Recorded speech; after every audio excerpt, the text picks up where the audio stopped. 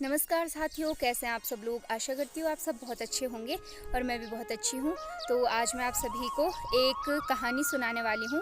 जैसे कि इससे पहले वाली वीडियो में मैंने डाला था कि भिटौली हमारे पहाड़ों में क्यों दी जाती है, तो उसी के पीछे की एक पौराणिक कहानी है। बहुत समय पहले एक गाँव में नरिया और देबुली नाम के दो भाई बहन रहते थे।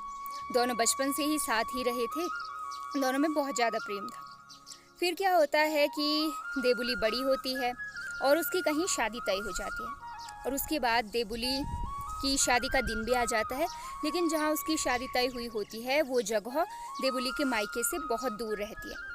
तो फिर देबुली ससुराल चली जाती है और नरिया बहुत उदास रहने लगता है, क्योंकि अब उसके साथ बातचीत करने को, खेलने को कोई होता नहीं है। और देबुली का ससुराल भी इतना दूर था कि वो वहाँ आ जा भी नहीं सकता था और वहाँ आने जाने में भी 1 हफ्ते से ज़्यादा का समय लग जाता था। तो एक दिन क्या हुआ कि नरिया उदास बैठा हुआ था।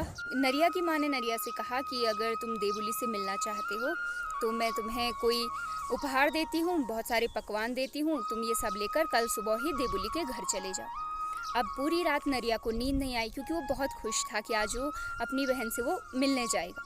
तो फिर क्या होता है कि सुबह होती है और नरिया नहा धो के बहुत जल्दी उठ जाता है, तैयार होता है और फिर वो सब कुछ जो माँ ने उपहार दिए थे, कुछ वस्त्र वगैरह, कपड़े, बिंदी, चूड़ी, श्रृंगार का सामान, उसके अलावा बहुत सारे पकवान जो होते हैं वो दिए थे, अरसे, पूड़ी आदि सब।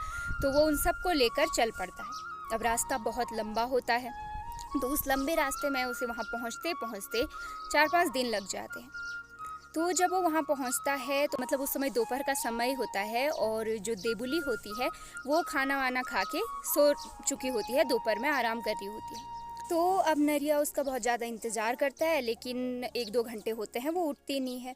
उसके बाद क्या होता है कि नरिया को लगता है कि मुझे काफ़ी देर हो जाएगी और आने जाने में तो बहुत समय लग जाता है, तो वो वहाँ से उसी समय अपने घर की ओर चल पड़ता है। जब वो उठती है तो उसे काफ़ी ज़्यादा पछतावा होता है कि उसका भाई आया था और 2-3 दिन उसे आने में लगे थे और वो भूखा ही मेरे घर से चला गया। अब वो कुछ दूर तक जाती है, लेकिन तब तक उसका भाई जा चुका होता है।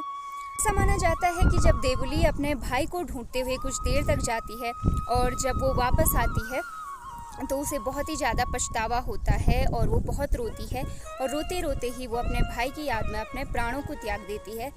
और माना जाता है कि आज भी देबुली की जो आत्मा है वो पहाड़ों का एक पक्षी घुघुती में बसी हुई है। चैत्र के ही महीने में जो घुघुती पक्षी है वो सारे पहाड़ों में आवाज़ लगाती हुई फिरती है कि भय भूखो मिसिएती रहेगी। धन्यवाद, मिलते हैं एक नई वीडियो के साथ, तब तक के लिए आप लाइक